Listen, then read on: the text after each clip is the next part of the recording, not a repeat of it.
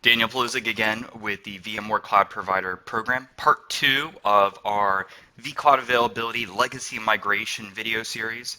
In the first video, I configured our on-prem appliance to a vSphere 5.5 environment. Now we're ready to establish our first migration. So I have a running virtual machine inside of my on-prem environment. We're going to replicate this NVM02 virtual machine and successfully migrate it over. As stated before, we have to do this through the cloud environment. There's no on-prem plugin, so I'm going to go ahead and log in to my organization, which is Legacy App Dev. Provide the organization admin username and password. And since we already applied a policy, which we'll go ahead and take a look at, we have an app dev policy associated here where we're allowing a 5-minute RPO, and we can configure this on a granular basis, on a per org basis.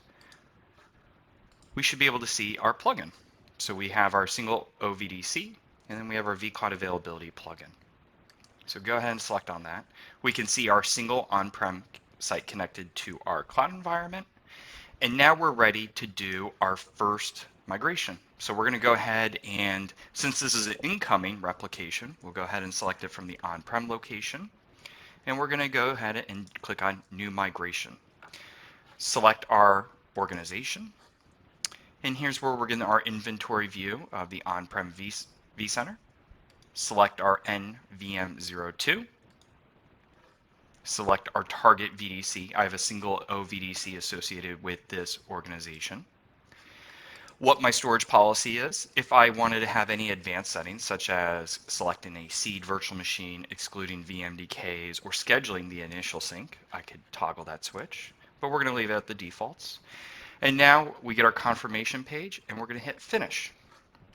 So what we'll see here shortly is we'll see a new operation pop up. Within the C# client, we should see some tasks pop up on enabling replication. What's happening in the back end, again, is we're calling on vCenter. vCenter is calling on the associated host to this virtual machine, enabling that host bus replication process within this VM. And then we're going to start this initial synchronization.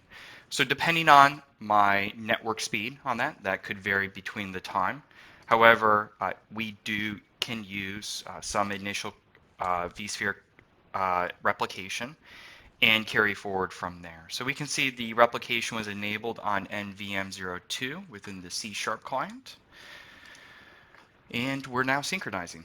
So next up, once this is complete, we'll actually start testing and associating any of our destination networks, and we'll do the migration. Thank you.